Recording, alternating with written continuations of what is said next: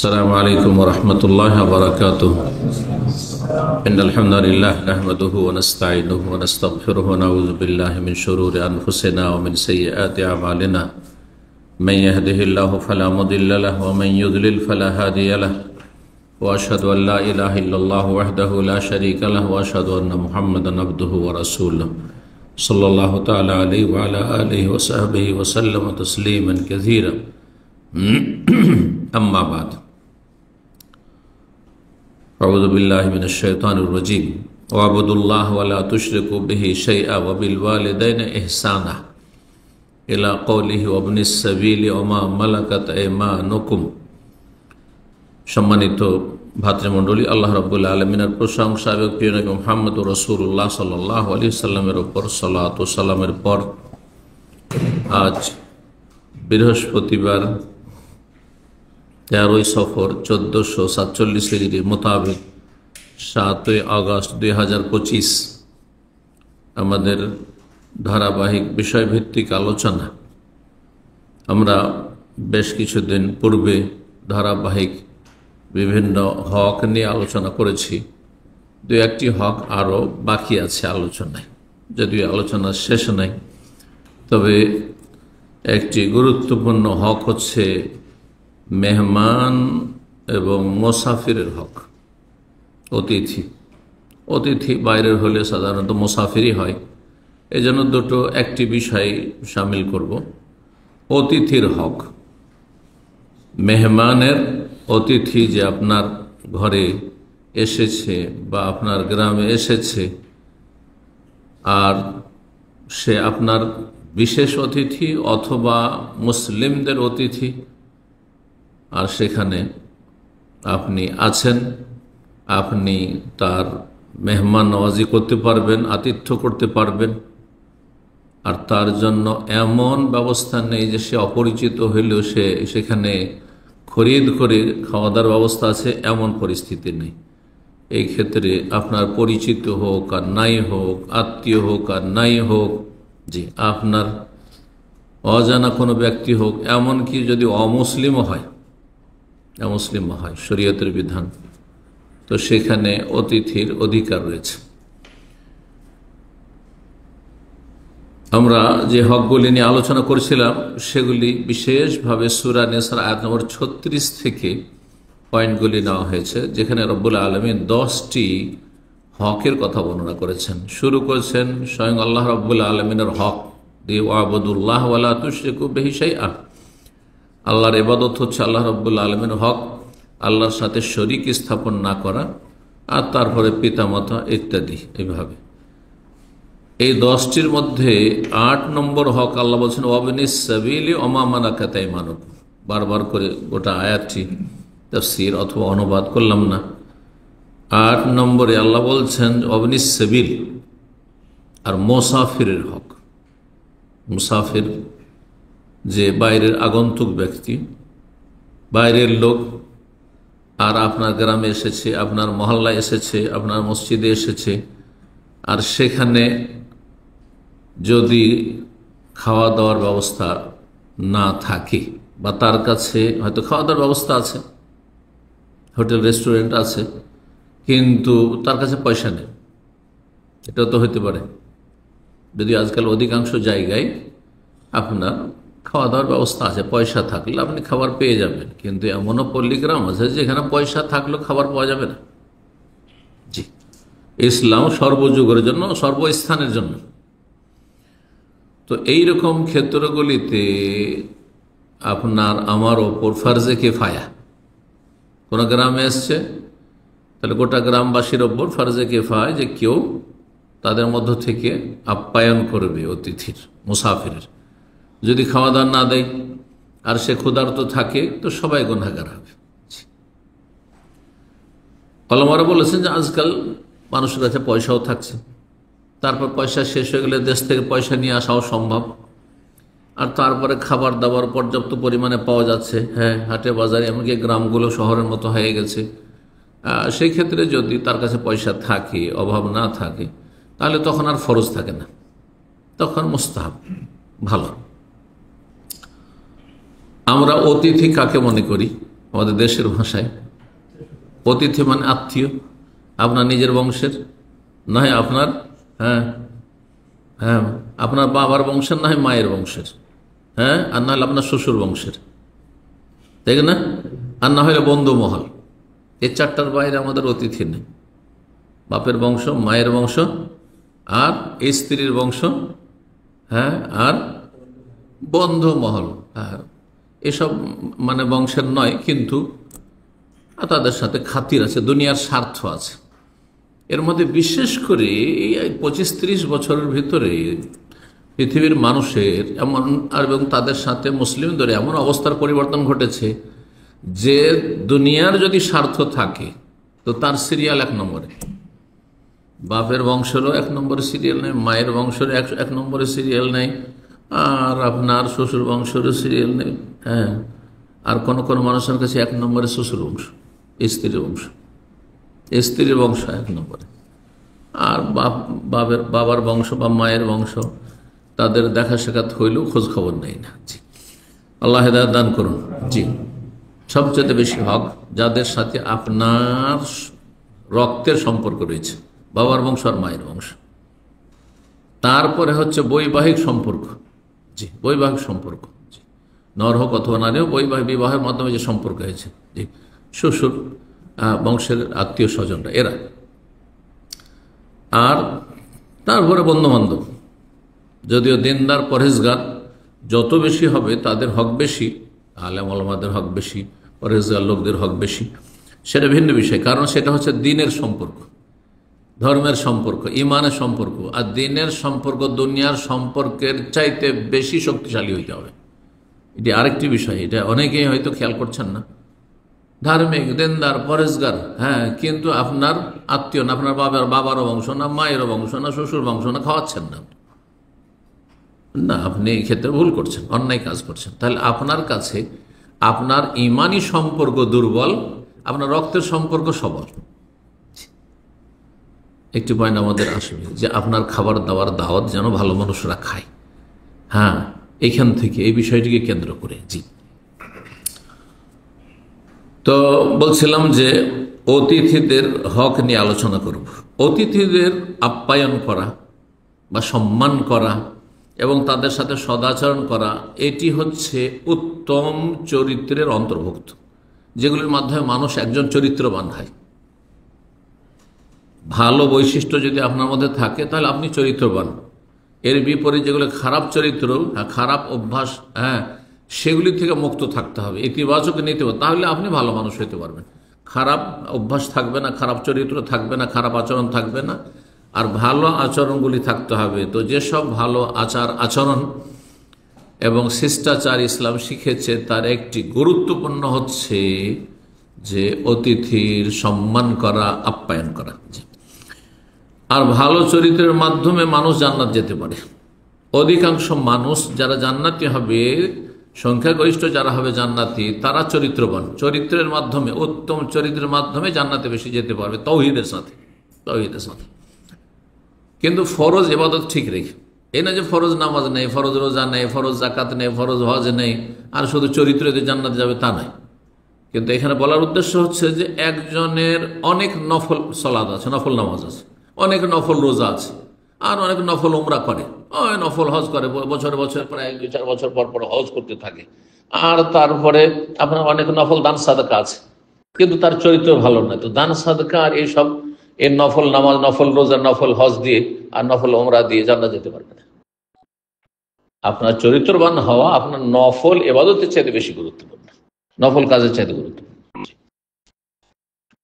এই মর্মে রাসূলুল্লাহ সাল্লাল্লাহু আলাইহি ওয়াসাল্লাম হাদিস রয়েছে সুনান ইবনে মাজাহ, আল্লামা হাদিসটিকে হাসান বলেছেন, যে নবী সাল্লাল্লাহু আলাইহি ওয়াসাল্লাম জিজ্ঞাসা করা হয় কি সম্পর্কে, আন আকসার মা ইউদখিলুন নাস আল জান্নাহ, সবচেয়ে গুরুত্বপূর্ণ বিষয় যেটি মানুষকে জান্নাতে নিয়ে যাবে সেটা কি? অধিকাংশ মানুষের জান্নাতে যাওয়ার মাধ্যম বা কারণ কি?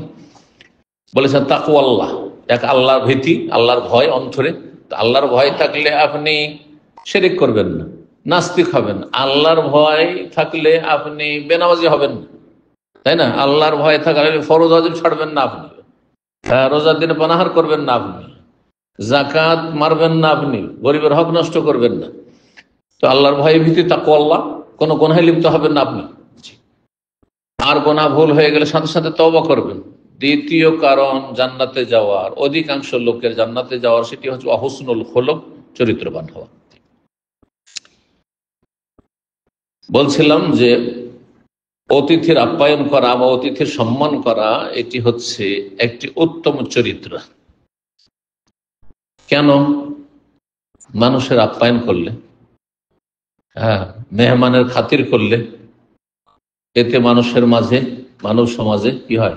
ভালোবাসা, সম্প্রীতি বৃদ্ধি পায়। আপনার সম্পর্কে যদি ভুল ধারণা থাকে বা দূরত্ব থাকে, খাওয়ান, তাহলে দেখবেন যে এগুলো সরে যাবে।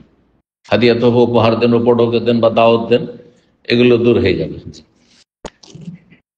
এবং অতিথি পরায়ণতা বা অতিথির মেহমানের আপ্যায়ন করা, সম্মান করা, এটি হচ্ছে আম্বিয়া রসুলগণের সুন্নাত। শুধু শেষ নবী মুহাম্মদ সাল্লাল্লাহু আলাইহি ওয়াসাল্লাম সুন্নাত নয়, আম্বিয়া রসুলগণের সুন্নাত। প্রাচীন যুগে ইব্রাহিম খলিলুল্লাহ আলাইহিস সালাতু সালাম অতিথির আপ্যায়ন কেমন ভাবে করেছেন। কোরআনে কারিমে আল্লাহ রাব্বুল আলামিন দুটি আয়াতে এই বিষয়টি দুইটি জায়গা বর্ণনা করেছেন। এক হচ্ছে সূরা হুদের কয়েকটি আয়াতে, আয়াত নম্বর 69, 70 এই আয়াতগুলিতে বর্ণনা করেছেন। আরেকটি হচ্ছে সূরা জারিয়াতের আয়াত নম্বর 24, 25, 26 আয়াতগুলি শোনায় যে ইব্রাহিম আলাইহিস সালাম কিভাবে অতিথির আপ্যায়ন করেছেন। অথচ আমাদের সমাজে অতিথির আপ্যায়নের জন্য ধরেন আধা কিলো গোস্ত, আধা কিলো মাছ বা অল্প কিছু এরকম নিলেই চলে, তাই না? এই চলে। কিন্তু ইব্রাহিম আলাইহিস সালামের আদর্শ দেখেন, আল্লাহ রাব্বুল ইরশাদ করছেন, ওয়ালাকাদ জাআত রাসূলুনা ইব্রাহিম বিল বুশরা, বলছেন যে আমার দূতেরা ইব্রাহিম আলাইহিস সালামের কাছে সুসংবাদ নিয়ে আগমন করলো। আল্লাহর দূত কারা? ফেরেশতারা। ফেরেশতাদের দল হঠাৎ করে মানুষের রূপ ধারণ করে ইব্রাহিম আলাইহিস সালামের বাড়িতে গিয়ে পৌঁছিলেন। কিসের জন্য? সুসংবাদ দেওয়ার জন্য। বিল বুশরা গিয়ে সালাম কাবু সালাম, সালাম বললেন। সালাম বলাও প্রাচীন সুন্নাত। ফেরেশতা সালাম দিয়েছেন ইব্রাহিম আলাইহিস সালামকে। ইব্রাহিম আলাইহিস সালাম সালামে জবাব বললেন সালামুন, মানে ওয়ালাইকুম আসসালাম। এটা হচ্ছে পূর্ণাঙ্গ বাক্য, এখানে সংক্ষেপ করা হয়েছে। মেহমান আসতেই তিনি গায়েব জানেন না, নবী রাসূলুল্লাহ অদৃশ্যের কথা জানতো না যে আসলে রহস্য কি, এরা মানুষ নয় ফেরেশতা, জানবেন কি করে আল্লাহ না জানালে। সুন্দর সুন্দর মানুষের আকারে সুন্দর রূপ ধারণ করে তারা পৌঁছেছেন। দ্রুত তিনি একটি বাছুর ভুনা গোস্ত নিয়ে এসে হাজির করেন। গোটা একটি বাছুর, বাছুর বলেন তো, গোটা একটা বাছুর। যেমন আরবরা গোটা খাসি, গোটা উটকে এরা কি করে, সিদ্ধ করে গোটাই নিয়ে বসে যায় খেতে। প্রাচীন ইতিহাসে ইব্রাহিম আলাইহিস সালামের গোটা একটি গরু কি করলেন, ভুনা করে নিয়ে এসে হাজির করে দিলেন। কয়েকজন মানুষ রূপের ফেরেশতা, তিনি বলছেন মানুষ এসেছে। তারা পরিচিত, আগন্তুক অপরিচিত মানুষ। তাদের দিন ধর্ম জিজ্ঞাসা করেছেন, কে না কে, কিছুই না, মানুষ এসেছে, খেতে দিতে হবে। জি সুবহানাল্লাহ। এখান থেকে শিক্ষা। তাহলে আপনার বাড়ি থেকেও যদি আসে, আপনার মসজিদে আসে, মানে সব গ্রামগঞ্জে আমরা দেখি ছোটকালে যে হঠাৎ করে একজন মুসাফির মসজিদে এসছে, গ্রামের লোক কেউ ছিল না, নামাজ পড়ে চুপচাপ সব বেরিয়ে চলে গেল। হয়তো গ্রামে একজন অথবা দুইজন ভালো মানুষ আছে, তারাই খোঁজ খবর নিয়ে বাইরের লোকটি এসছে, তাকে খাওয়া দাওয়ার ব্যবস্থা দিতে হবে, বাড়িতে নিয়ে গিয়ে খাওয়াইলো অথবা বাড়ি থেকে খাবার দিয়ে পাঠালো। ফলাম্মারা আইদিয়াহুম, খাবার নিয়ে এসে হাজির করে দিলেন গোটা একটি গরু ভুনা, কিন্তু তাদের হাত সেদিকে বাড়ছে না, খাবার ছুঁয়েও দেখছেন না। নাকি রাহম, তখন এটা তাকে অবাক করলো। ইব্রাহিম আলাইহিস সালাম কি আশ্চর্য লাগলো, এটা কেমন কথা, খাবার সামনে আছে আর খাবার খাচ্ছেন এরা। ওয়াউজাসা মিনহুম খিফা, তারপরে ভিতর ভিতর ভয় পেতে লাগলেন তিনি। ভয় পেলে, এটা কেমন কথা, জিন তো না, কি বিষয়টা, কেন খাচ্ছে না, বা চোর ডাকাত তো না, শত্রু তো না, খাচ্ছে না কেন?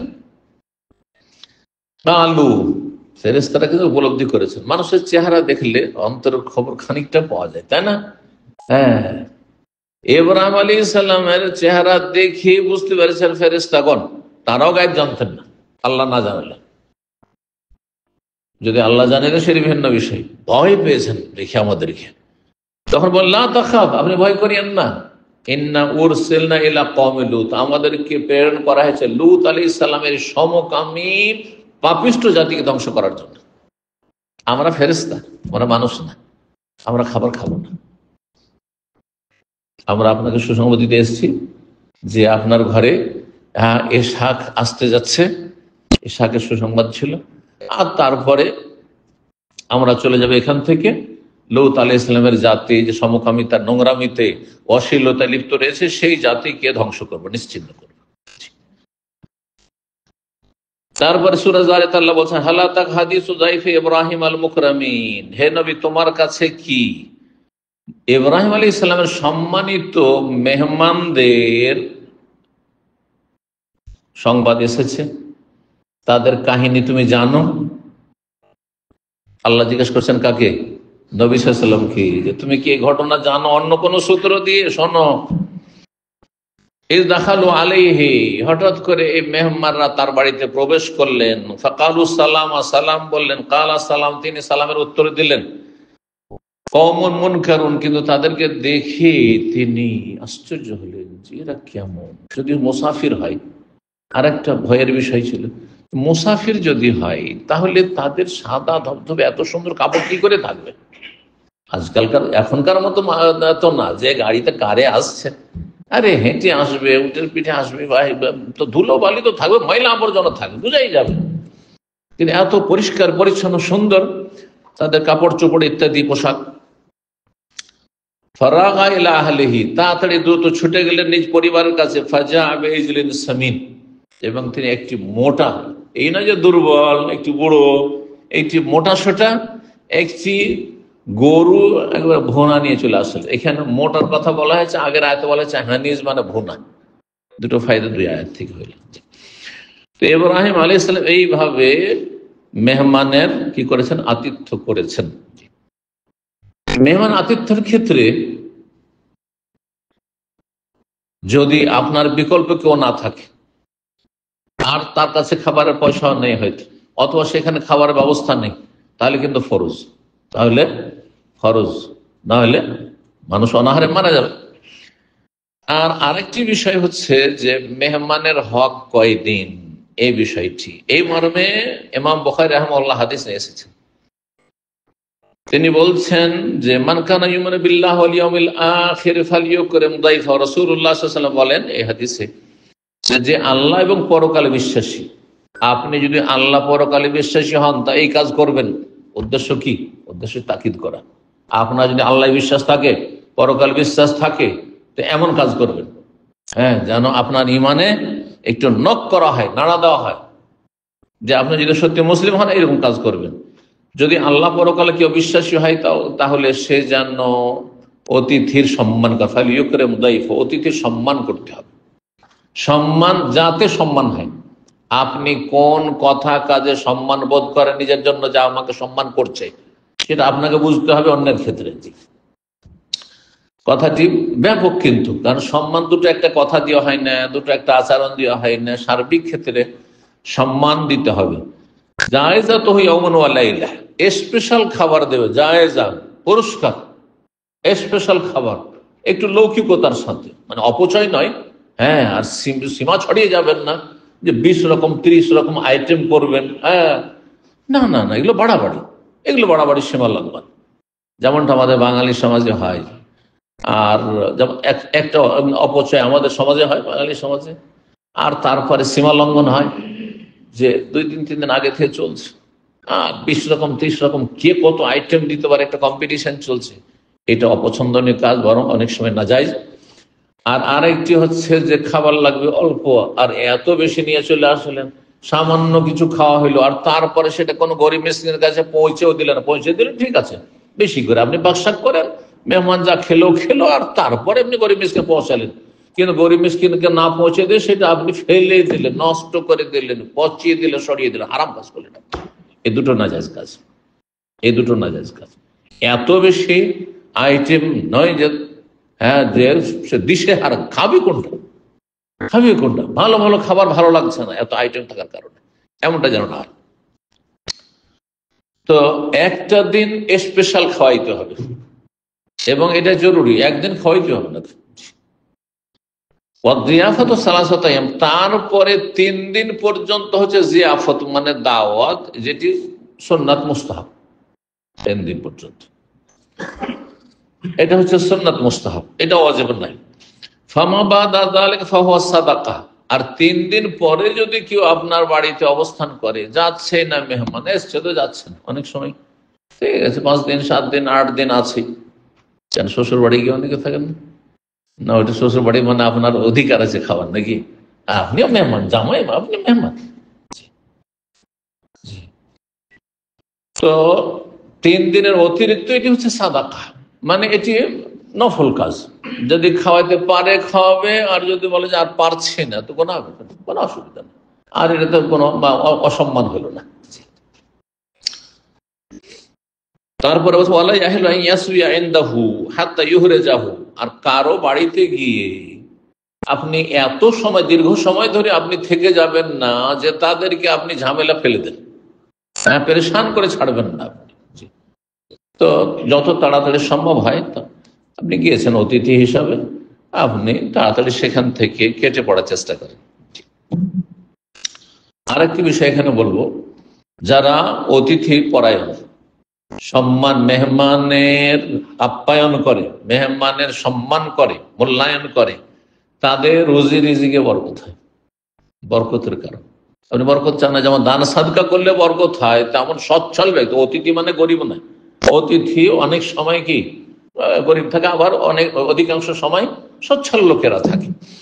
অতিথিকে খাওয়ালে রিজিকে বরকত হয় এবং রিজিকের দ্বার প্রশস্ত হয়।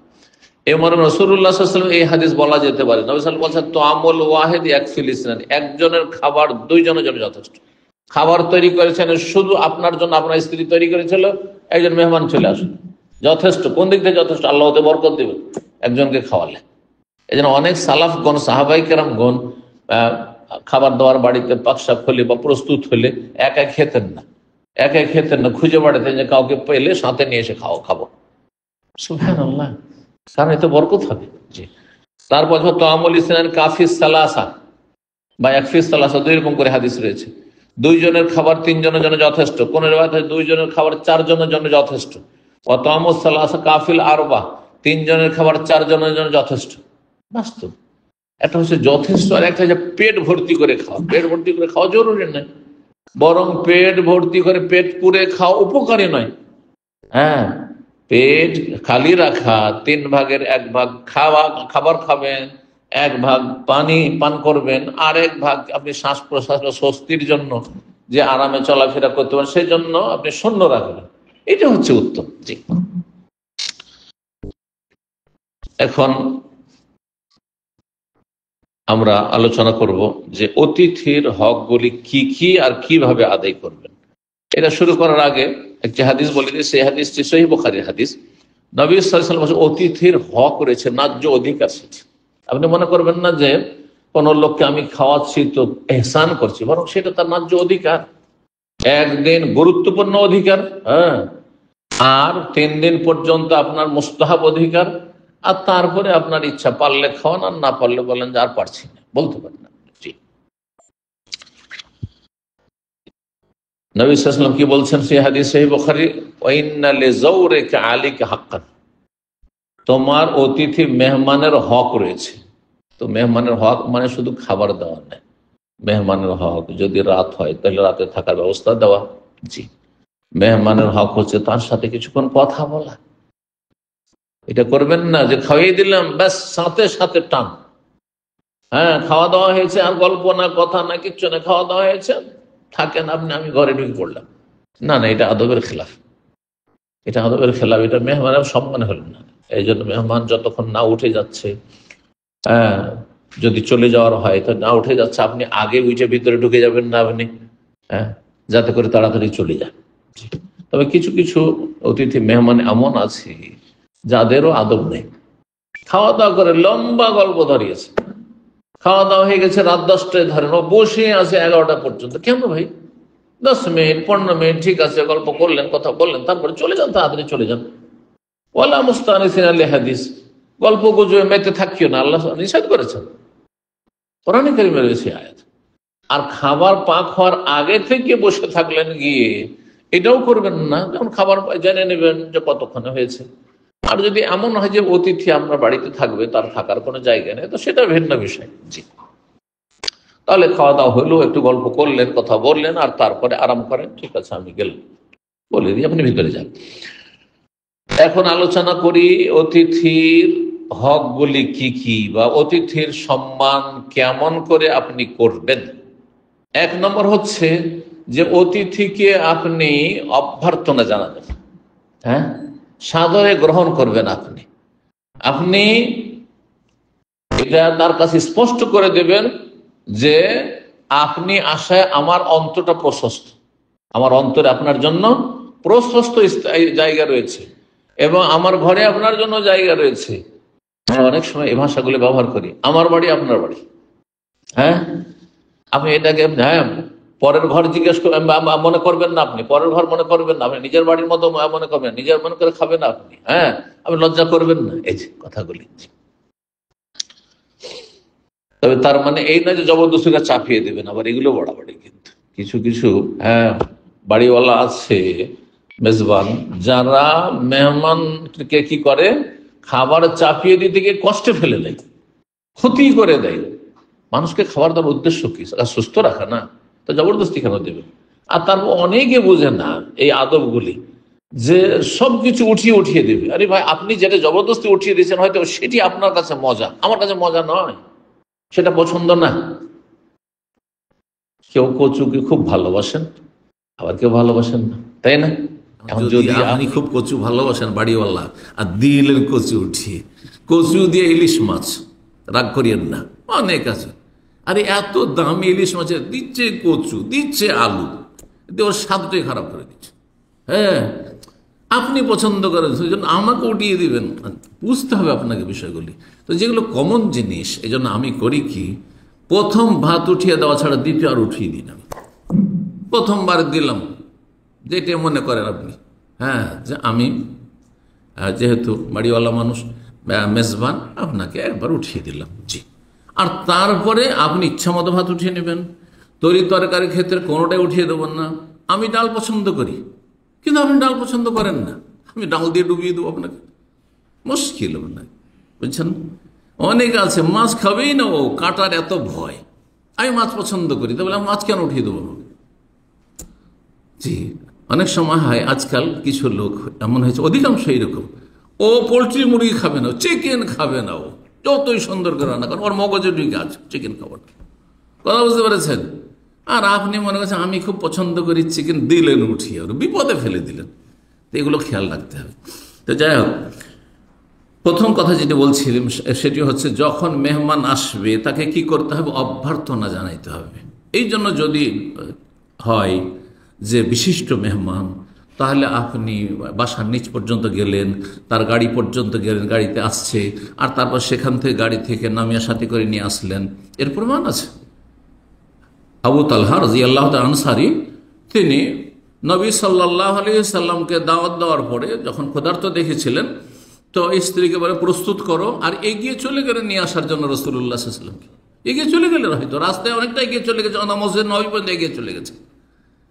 তাহলে গাড়ি পর্যন্ত এগিয়ে যাওয়া, অথবা কমপক্ষে যখন মেহমান আসছে আপনি গেট পর্যন্ত এগিয়ে গেলেন, আর গেট থেকে তাকে আপনি আহলান ও সাহলান করে অভ্যর্থনা জানিয়ে নিয়ে আসলেন, এটা বাঞ্ছনীয়। এবং হাসি মুখে তাকে বরণ করা, যখন আসছে মেহমান, হাসি মুখে তাকে আপনি ভিতরে ডাকবেন, এবং ভালোবাসা প্রকাশ করা, আর কোনো রকম বিরক্তি যেন প্রকাশ না পায়, হ্যাঁ, কথায় কাজে আচার আচরণে কোনো বিরক্তি যেন প্রকাশ না পায়। এর দলিল সহিহ বুখারীতে রয়েছে, অনেক দলিলের মধ্যে একটি বলি। আব্দুল বিন আব্বাস রাদিয়াল্লাহু তাআলা বলছেন যে লাম্মা কাদেম ওয়াফদ আব্দুল কাইস, আব্দুল কাইসের প্রতিনিধি দল, এরা ইসলাম গ্রহণ করে নবী সাল্লাল্লাহু আলাইহি ওয়াসাল্লামের সাথে দেখা করার জন্য গিয়েছিল। এদের বাড়ি ছিল আল হাসা এলাকায়, আমাদের কাছাকাছি যেন বলে দিছে। এরা প্রাচীন যুগে কিন্তু আল্লাহ লোকের ইসলাম গ্রহণ করে, নবী সাল্লাল্লাহু আলাইহি ওয়াসাল্লামের জীবদ্দশায়। তো এখান থেকে এরা ইসলাম গ্রহণ করে মদিনায় যায়। যখন মদিনায় গিয়ে তারা দেখা করলো নবী সাল্লাল্লাহু সাথে এবং নবী সাল্লাল্লাহু কাছে প্রবেশ করলো, তখন বললেন মারহাবান বিল ওয়াফদে, মারহাবা বলেছিলেন। মারহাবা মানে আপনাদেরকে স্বাগত জানাচ্ছি, স্বাগত জানাচ্ছি। আল্লাযীনা যাও, যারা আগমন করেছেন আপনারা, গায়রা খাজায় ওয়ালা নাদামা, এখানে কোন রকমের লাঞ্ছনা বঞ্চনা অথবা কোন রকমের লজ্জার কিছু নেই। আপন জায়গায় এসেছেন, আপন জায়গায় এসেছেন, এইভাবে আর কি। গায়রা খাজায় ওয়ালা নাদামা, না আপনারা লাঞ্ছিত হয়ে ছোট হয়ে এসেছেন, ওয়ালা নাদামা, না এখানে এসে আপনি অনুতপ্ত বা লজ্জিত হবেন, জি, বরং সসম্মানে আপনাদেরকে আমি কি করছি, আহলান ও সাহলান বলছি।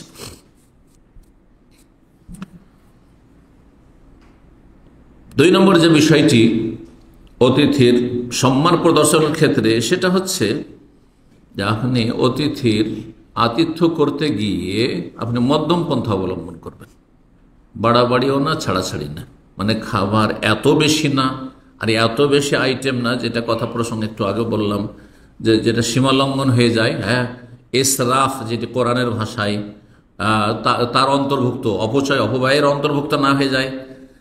আর এমন কৃপণতা নয় যে আপনি একেবারে সাধারণ, প্রথম নেই সাধারণ খাবার একটু, অথচ আপনার আছে, না থাকলেও অসুবিধা নেই, আপনার যা আছে তাই অসুবিধা নাই।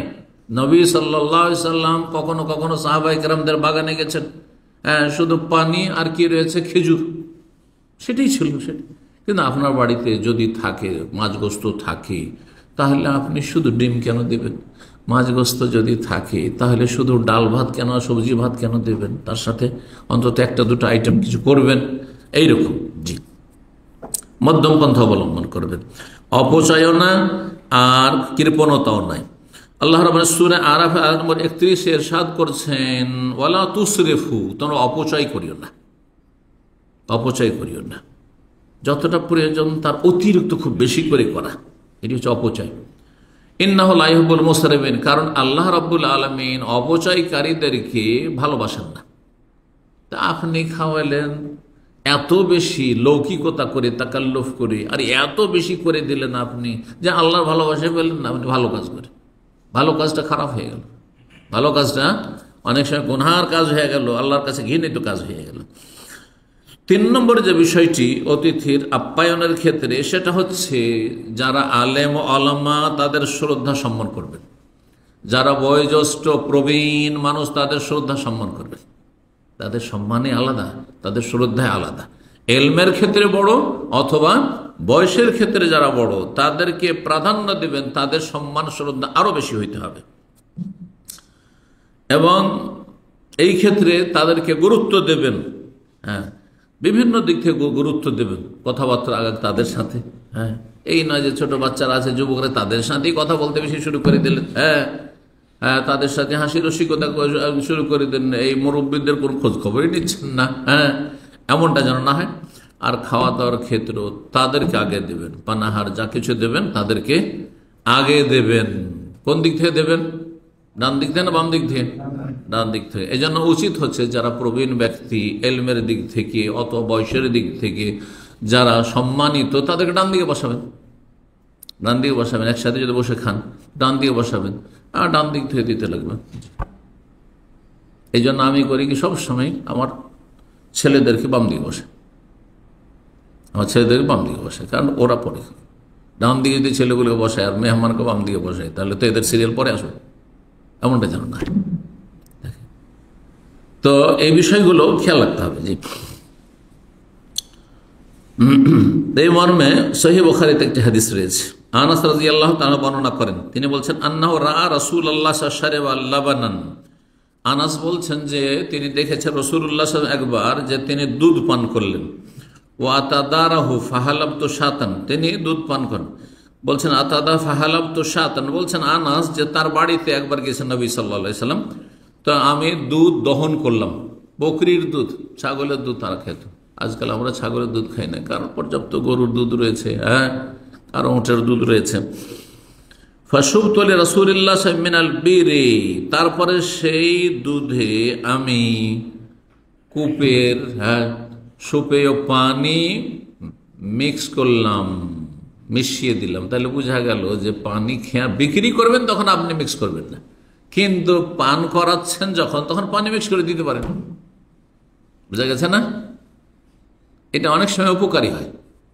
অনেক সময় আপনি পানি মিক্স করে দিলে তার ক্ষতিটা কমে যায়। যদি এটা মনে করেন তাহলে সেটাই করবেন। অনেকে আছেন লবণ, গাঢ় লবণ খাবেন না, কিন্তু তো পানি মিক্স করে দেন, পছন্দ করেন। অনেকে আবার তাতে 7 আপ মিক্স করে বা মিরিন্ডা মিক্স করে পছন্দ করেন। করেন না? করেন না? এগুলো করেন। তো এর বৈধতা তাহলে প্রমাণ হয় যে কি করলেন, নবী সাল্লাল্লাহু আলাইহি সাল্লামকে দুধ দেওয়ার ক্ষেত্রে তাতে পানি মিশিয়ে দিলেন। অনেকের লিভার ফাংশন দুর্বল থাকে, পেট দুর্বল থাকে, তখন একেবারে খাঁটি দুধ যদি পান করে তো পেট খারাপ করে দিল, কিন্তু তাতে পানি মিক্স করে দেন। দুধের পরিমাণটা যখন কমে গেল তখন ক্ষতির আশঙ্কাটা, সম্ভাবনা কমে গেল। তো এই হিকমত অবশ্যই আছে। ফাতানাওয়াল আল কাদহা ফাশারিবা, নবী সাল্লাল্লাহু আলাইহি ওয়াসাল্লাম সে পেয়ালা, যে পাত্র ছিল, সেটা নিলেন এবং পান করলেন। আগের যুগে আলাদা আলাদা করে প্রত্যেকের গ্লাস আর প্রত্যেকে দেওয়া হচ্ছে, এইরকম ব্যবস্থা ছিল না। একটা বড় পাত্র, বড় পেয়ালা আছে, বড় গামলা আছে, আর তাতে দুধ আছে 2 লিটার 4 লিটার যা আছে 1 লিটার আছে, আর সেটাই একজন পান করলেন, তারপর আরেকজনকে দিলেন, এইভাবে ডান দিক থেকে, আর তারপরে রাউন্ড দিচ্ছে, একের পর এক বাম দিকে যাচ্ছে আর সবাই পান করছে। বলছে ওয়ানি আসারি আবু বকরিন ওয়া ইয়ামিনি আরাবি, বাম দিকে সেই দিন আবু বকর সিদ্দিক রাদিয়াল্লাহু তাআলা বসেছিলেন, আর ডান দিকে ছিলেন একজন বেদুইন ব্যক্তি। ফাআতাল আরাবিয়া ফাদলাহু, তারপর রাসূলুল্লাহ কাকে দিলেন? হ্যাঁ, বাম দিকে যে ছিল তাকে দিলেন না, আবু বকরকে দিলেন না, কাকে দিলেন? হ্যাঁ, ডান দিক থেকে শুরু করলেন, ডান দিকে দিলেন, কারণ ডান দিকে যেহেতু সেই আপনার আছে, আপনার ওই বেদুইন আছে। সুম্মা কালা, তারপর আল আইমান ফাল আইমান, ডান দিককে প্রাধান্য দাও, ডান দিককে প্রাধান্য দাও। তো এই হাদিসটা প্রমাণ করে যে ডান দিককে বেশি প্রাধান্য দিতে হবে। যদি এদিকে শ্রেষ্ঠ ব্যক্তি আবু বকর সিদ্দিক রাদিয়াল্লাহু তাআলা বসে আছেন, কিন্তু ডান দিক যে তার উপর প্রাধান্য পাবে। তাহলে যদি এমনটা হয় যে যারা প্রবীণ মানুষ, যারা সম্মানিত মানুষ, তারা বাম দিকে বসে আছেন, আর তাদের তুলনায় যারা ছোট তারা ডান দিকে আছেন, তাহলে ডান দিককে প্রাধান্য দিতে হবে, ডান দিকে থেকে শুরু করতে হবে। এই জন্য কিন্তু এই ক্ষেত্রে আপনি করতে পারেন যেটা বলছিলাম, যে আপনি সম্মানিত ব্যক্তিদেরকে, আলেম ওলামাকে অথবা প্রবীণ ব্যক্তিকে ডান দিকে বসবেন, তাদের বাম দিকে বসবেন, আর তাহলে হলো যে ডান দিক থেকেও শুরু হলো, আর যারা প্রবীণ ব্যক্তি বা বয়োজ্যেষ্ঠ সম্মানিত তাদেরকে প্রথম দিলেন। জি, 4 নম্বর যে বিষয়টি, সেটি হচ্ছে যে মেহমান অতিথি যখন আপনার বাড়ি থেকে বিদায় হবে, তখন আপনি রুম থেকে বিদায় করে দিবেন না। এটা অতিথির গুরুত্ব না দেওয়া প্রমাণ করে। অনেক সময় সে মনে কষ্ট পেতে পারে, আর কষ্ট যদি কেউ নাও পায় তবুও অনেকের উদারতা আছে, এটা কোনো মাইন্ড করবে না, কষ্ট পাবে না, কিন্তু তারপরও আপনার জন্য উত্তম হচ্ছে যে আপনি আপনার দরজা পর্যন্ত বেরিয়ে যান, দরজা পর্যন্ত গিয়ে বিদায় করে আসেন। আর যদি দেখেন যে একেবারে আমার প্রিয়জন এবং শ্রেষ্ঠ ব্যক্তি, সম্মানিত ব্যক্তি, আলেম ওলামা, অথবা আমার আব্বা, আমার চাচা, আমার মামা, আমার দাদা, আমার নানা, তা এইরকম যারা ওই রকম সম্মানিত, বিশেষ করে তাদেরকে আরও বেশি এগিয়ে, হ্যাঁ, বাড়ির বাইরে আপনি রেখে আসলেন, অথবা গাড়িতে উঠিয়ে আসলেন, গাড়িতে উঠিয়ে আপনি দরজাটা বন্ধ করে দিলেন। দেখেছেন অনেকে যারা ভালো স্টারওয়ালা হোটেলগুলিতে থেকেছেন, যখন গেস্ট ওখানে যায়, যখনই গাড়ি তাদের হোটেলের সামনে থামে, তখন কি করে তারা? নিজে খুলতে হয় না গাড়ি, ওরাই আসবে, ওদের যে আছে আপনার গেটে দাঁড়িয়ে আছে সব, হ্যাঁ, ওরাই দৌড় দিয়ে ছুটে চলে আসবে, আর তারপরে দরজা খুললে আপনাকে উঠিয়ে নিয়ে যাবে, আপনাকে ব্যাগটা ছুঁতেও দেবে না, সব নিয়ে যাবে। করবে না? তো এগুলো তারা দুনিয়া করার জন্য, হ্যাঁ, পয়সা উপার্জনের জন্য এই টেকনিকগুলো শিখেছে। 1400 বছর আগে ইসলাম শিখিয়েছে আদবগুলো। মেহমানকে বিদায় করলে বাড়ির দরজা পর্যন্ত যাওয়ার ক্ষেত্রে একটি হাদিস রয়েছে সুনান ইবনে মাজাহ, কিন্তু হাদিসটি অত্যন্ত জয়ীফ, দুর্বল। এমনকি আল্লামা আলবানী রাহিমাহুল্লাহ তার কোন কোন কিতাবে হাদিসটিকে মওযু বলেছেন। এই জন্য সেই হাদিস আমরা পেশ করব না, ওই হাদিসটি পেশ করব না। সেই হাদিসে কি রয়েছে? সুন্নত হচ্ছে যে মেহমান যদি বাড়িতে আসে তো মেহমানের সাথে বাড়ির দরজা এলা বাবিদ্দার, বাড়ির দরজা পর্যন্ত যাবে। এই হাদিস আমরা পেশ করব না। কিন্তু এই ক্ষেত্রে সালাফে সালেহিনের আমল রয়েছে এবং বড়দের সম্মান করা, এই বিষয়টি হচ্ছে মৌলিক নীতিমালা ইসলামে আছে। এই ক্ষেত্রে একটি ঘটনা ওলামারা উল্লেখ করেছেন। ইমাম আহমদ রাহিমাহুল্লাহর বাড়িতে একদিন আরেকজন মুহাদ্দিস আছেন কাসেম বিন সাল্লাম রাহিমাহুল্লাহ। তো ইমাম আহমদ রাহিমাহুল্লাহ তার চাইতে কিন্তু সিনিয়র। ইমাম কাসেম বিন সাল্লামও তিনি মুহাদ্দিস, কিন্তু তার চাইতে অনেক বড় মুহাদ্দিস হচ্ছেন ইমাম আহমদ রাহিমাহুল্লাহ। তো বড় ব্যক্তিত্বের বাড়িতে একজন ইমাম গিয়েছেন, আলেম গিয়েছেন মেহমান অতিথি হয়ে, তারপরে তাকে বিদায় করার জন্য দরজা পর্যন্ত আসলেন। তখন তিনি নিষেধ করেছেন কাসেম বিন সাল্লাম যে আপনি এটা করবেন না, দরকার নেই। বলছেন না, এটা তো আপনার হক যে আমি আপনাকে বিদায় করে আসবো। তাহলে আইমাই কেরামগণ বা সালাফগণ যারা নবী সাল্লাল্লাহু আলাইহি ওয়াসাল্লাম, সাহাবাই কেরামদের পরে আদর্শ, এইরকম মৌলিক নীতিমালা এবং আমলগুলি রয়েছে, কারণ এতে মানুষ খুশি হবে। একজন মানুষকে আপনার রুম থেকে বসে আছেন, সোফাতে বসে আছেন, মসজিদে বসে আছেন, সেখান থেকে বিদায় করে দিলেন, আর একজনকে দরজার কাছে রাখতে গেলেন, বেশি খুশি হবে। জি।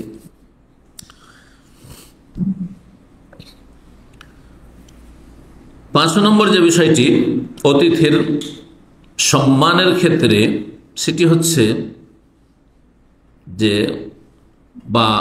অতিথির কিছু করণীয় রয়েছে, অতিথিরও কিছু করণীয় রয়েছে। যেমন যিনি মেজবান হবেন, যিনি আপ্যায়ন করবেন, তার দায়িত্ব রয়েছে অতিথির সম্মান করা। তেমনি অতিথিরও কিছু দায়িত্ব রয়েছে, সেটি এখানে উল্লেখ করব। সেটা হচ্ছে যে যখন আপনি খাওয়া দাওয়া করলেন কারো বাড়িতে, আপনাকে আপ্যায়ন করলো, তাহলে আপনি সেই বাড়িওয়ালাকে দোয়া দেবেন। এ মর্মে কয়েকটি দোয়া রয়েছে, রাসূলুল্লাহ সাল্লাল্লাহু আলাইহি ওয়াসাল্লাম থেকে প্রমাণিত।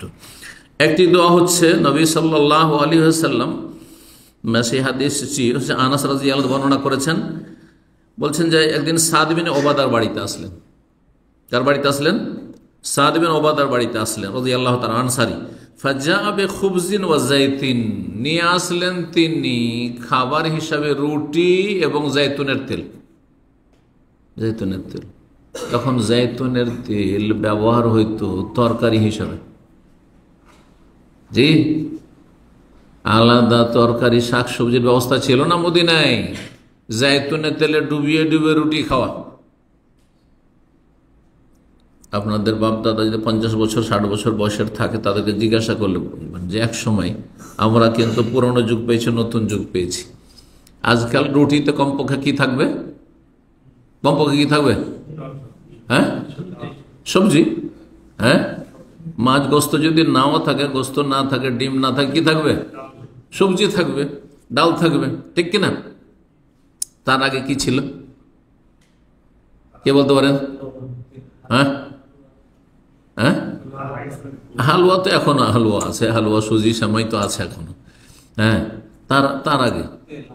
তার আগে চিনি ছিল, না গুড় ছিল। চিনি নিত, আর চিনিতে একটু পানি ঢেলে ওতে ডুবিয়ে জৈতুন তেলে ডুবিয়ে যেমন ওই রকম করে খেত। এটা একটু শিক্ষিত লোকেরা, এটা যুগ আজকে থেকে 40-45 বছর আগে কথা বলছি, ছাত্র জীবনে দেখেছি। যদি কেউ এটা দেয় তো অনেকটা ভালো। হ্যাঁ, আর তখন সবজি মানে 6 মাস শুধু আলুই চলত। এত সবজির ব্যবস্থা ছিল না। ওই শীতকালে বিভিন্ন সবজি, বাকি গ্রীষ্মকালে বাঙালি সমাজে 6 মাস আলু তো আলু, আলু সবজি দিলে অনেক ব্যাপার, অনেক বড়। আচ্ছা, চিনি আর গুড় হলে একটা। তার আগ কি ছিল? বা ওই যুগটাতে চিনি গুড়ের যুগে গরিবদের বাড়িতে রুটির সাথে লবণ বাটা ছিল, না চাটনি বাটা ছিল।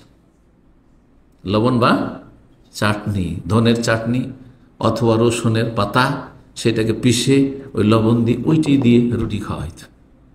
এটা যদি আজকে থেকে 40 বছর আগে 40, 45, 50 বছর ধরে, আমার 13 বছর বয়স, ভালো করে মনে পড়ছে। আমরা লজিং খেয়ে পড়েছি, জায়গির খেয়ে পড়েছি।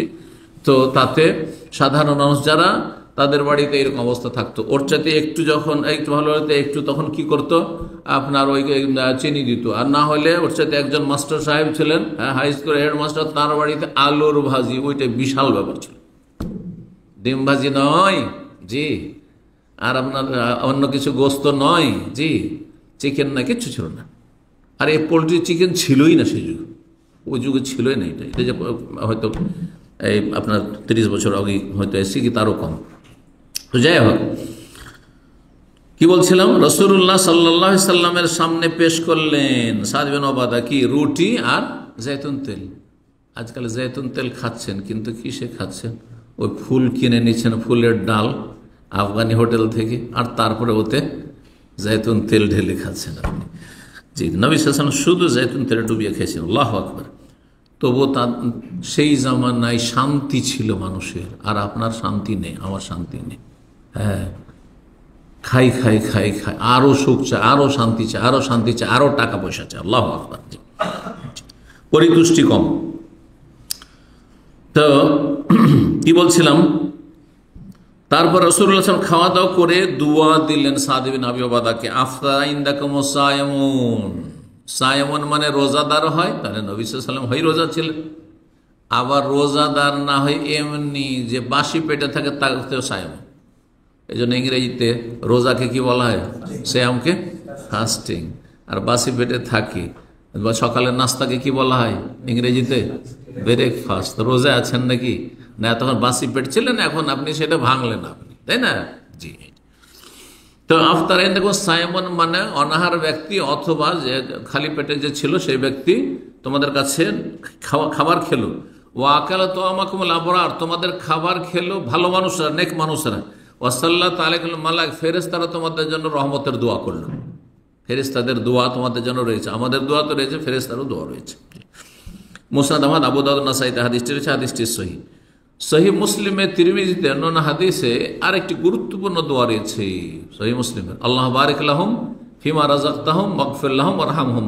যদি কারো আপনি অতিথি মেহমান হন, তাহলে বাড়িওয়ালা মেজবানের জন্য, সেই বাড়িওয়ালাদের জন্য দোয়া করে, আল্লাহ বারিক লাহুম, আল্লাহ তাদের বরকত দাও, ফিমা রাযাকতাহুম, তাদের রেজেকে, হ্যাঁ, তাদের খাদ্য পানীয়তে, ওয়াগফির লাহুম, এবং তাদের গুনাহ মাফ করো, ওয়ারহামহুম, তাদের ওপর রহমত করো, দয়া করো। তৃতীয় দোয়া রয়েছে, কে জানে? আল্লাহুম্মা আতিম মান আতামানি ওয়াসকি মান সাকানি। হে আল্লাহ, যে আমাদেরকে খাওয়াইলো বা আমাকে খাওয়াইলো তাকে তুমি খাওয়াও, আর যে আমাকে পান করালো তাকে তুমি পান করাও। এই দোয়াগুলি বলে কার হক আদায় করবেন? হ্যাঁ, মেজবানের, বাড়িওয়ালার হক আদায় করবেন, অতিথি মেহমান। 6 নম্বর যে বিষয়টি, সেটা হচ্ছে অতিথিকে কোনোভাবে কষ্ট দেবেন না। অতিথির কষ্ট যেন না হয়, যথাসাধ্য চেষ্টা করবেন। সেটা কষ্ট কি দিয়ে হয়? কথার দ্বারাও হয়, আবার আচার আচরণও কষ্ট হয়। কোনো আচার আচরণে কষ্ট দেবেন না, কোনো কথার দ্বারা কষ্ট দেবেন না। জি, কোনো মুসলিমের জন্য জায়েজ না যে কোনো মানুষকে কষ্ট দেবে, এমনকি অমুসলিমকে কষ্ট দেবে, এটিও জায়েজ নয়। জি, সুতরাং যখনই অতিথি আসবে তখন তাকে আপনি স্বাগত জানাবেন, আপনি বড় হাসি খুশির সাথে, এবং তার সাথে বসে কথা বলবেন, এবং তার খোঁজ খবর নেবেন, অবস্থা সম্পর্কে জানবেন, নিজে কিছু কথা নিজে শোনাবেন, তার কাছ থেকে শুনতে চাইবেন। আর কারো গীবত করা শুরু করবেন না, আপনি চুগলখড়ি করা শুরু করবেন না, মজলিসে এমন কোনো গুনাহ করবেন না যেটাতে অনেক সময় দিনদার পরেশগার মানুষ, ভালো মানুষ, আর আপনি তার সামনে কারো গীবত করা শুরু করলেন, করে চুগলখড়ি করা শুরু করলেন, সেটা পছন্দ করলেন না। আপনি হয়তো বাহবা নিতে চাইলেন যে আমি অনেক কিছু জানি, হ্যাঁ, অনেকের দোষ ত্রুটি জানি, কিন্তু আপনি হয়তো তাকে অসন্তুষ্ট করলেন। আপনি খাওয়া দাওয়া ঠিকই দিলেন, কিন্তু আপনি গীবত করে মজলিসটাই খারাপ করে দিলেন। আপনি মনটা তার খারাপ হয়ে গেল এইসব কথা শুনে, নেগেটিভ কথাবার্তা শুনে। এমন যেন না, তারপরে হারাম কাজ এগুলি। তো এই মর্মে হাদিস, প্রসিদ্ধ হাদিসের অংশ যেটুকু একটু আবার বলি, মান কানা ইউমিনু বিল্লাহি ওয়াল ইয়াউমিল আখির ফালইউকরিম দাইফাহু, যেই ব্যক্তি তোমাদের মধ্যে আল্লাহ পরকালে বিশ্বাসী সে যেন অতিথির সম্মান করে, অতিথি যেন সম্মান হয়। এই জন্য অতিথির সাথে কি করতে হবে, কথাবার্তাও বলতে হবে। আল্লাহর বলছে অতিথির আরেকটি হক বলা যায় যে 7 নম্বর, সেটি হচ্ছে যে শুধু খাওয়িয়ে দিয়ে আপনার ছুটি না, কথা বলবেন। যদি রাত্রে খাবারে খাওয়া দাওয়ার পরে কথা বলতে পারবেন, অথচ এসা পরে বিনা কাজে দিনের যদি শিক্ষা না থাকে তাহলে এমনি গল্প গুজব করা অপছন্দনীয়, মাকরুহ। তারপরে অতিথির সাথে গল্প করার প্রমাণ সাহাবায়ে কেরামদের রয়েছে, আবু বকর সিদ্দিক রাদিয়াল্লাহু তাআলা রয়েছে। সুতরাং অতিথির সাথে কিছুক্ষণ হলেও খাবারের আগে আর পরে কথা বলবেন। 8 নম্বর যে বিষয়টি সেটা হচ্ছে যে ভালো মানুষকে আপনি অতিথি মেহমান বানাবেন, ফাসিক ফাজের নয়। নিছক দুনিয়ার স্বার্থে পাপিষ্ট, ফাসিক ফাজের, বেনামাজি, আর তারপরে যারা বিভিন্ন হারাম কাজে জড়িয়ে আছে, ধূমপান করে, হারাম খায়, হারাম রোজগার করে, সুদ খায়, ঘুষ খায়, বেঈমান আর অসৎ লোক সমাজের, তাদেরকে আপনি খাওয়াচ্ছেন দুনিয়ার স্বার্থে, এমনটা করবেন না। নবী সাল্লাল্লাহু আলাইহি ওয়াসাল্লাম এই মর্মে হাদিস রয়েছে, ওয়ালা ইয়াকুল তুআমাকা ইল্লা তাকি, তোমার খাবার যেন মুত্তাকি পরহেজগার আল্লাহ ভীরু মানুষ খায়, আলেম হোক অথবা সাধারণ মানুষ হোক, কিন্তু ফরজ ওয়াজিব আদায় করে, হারাম নাজায়েজ, প্রকাশ্য হারাম নাজায়েজ কাবিরা গুনাহ তার জীবনে নেই, এইরকম লোককে খাবার খাওয়াবেন। 9 নম্বরে যে বিষয়টি সেটি হচ্ছে হাসি মুখে আপনি তার সাথে কথা বলবেন, মুখ ভারী করে নয়, হাসি মুখে কথা বলবেন শুরু থেকে শেষ পর্যন্ত, যাতে সে নিশ্চিত হয় যে আপনাকে পেয়ে বাড়িওয়ালা খুশি আছে, খুশি আছে। 10 নম্বরে যে বিষয়টি সেটি হচ্ছে আপনি তার সাথে নরম ভাষায় কথা বলবেন। নরম ভাষায় কথা বলবেন, এমন কোনো ভাষা বলবেন না যেটা কর্কশ লাগে, যেটা খারাপ লাগে। ধরেন কোনো একটা কিছু খাচ্ছেন, আরে এটা খাচ্ছেন না কেন, আচার আচরণ কথাবার্তা বোঝা যায় যে আপনি তাকে হেয় প্রতিপন্ন করছেন, অথবা তাকে তিরস্কার করছেন, অথবা তাকে ছোট করছেন, এমন কিছু না হয়। তো এই বিষয়গুলি রয়েছে। আল্লাহ রাব্বুল যেন আমাদেরকে অতিথির সম্মান প্রদর্শনের তৌফিক দান করেন, এবং আল্লাহ রাব্বুল আলামিন আমাদের প্রত্যেককে নিজ নিজ জায়গা থেকে যেসব হকগুলি আমাদের সাথে সংশ্লিষ্ট সব হকগুলি আদায়ের তৌফিক দান করেন। ওয়া জাযাকুমুল্লাহু খাইরান ওয়া সাল্লাল্লাহু ওয়া সাল্লাম আলা মুহাম্মদ ওয়া আলা আলিহি ওয়া সাহবিহি আজমাইন।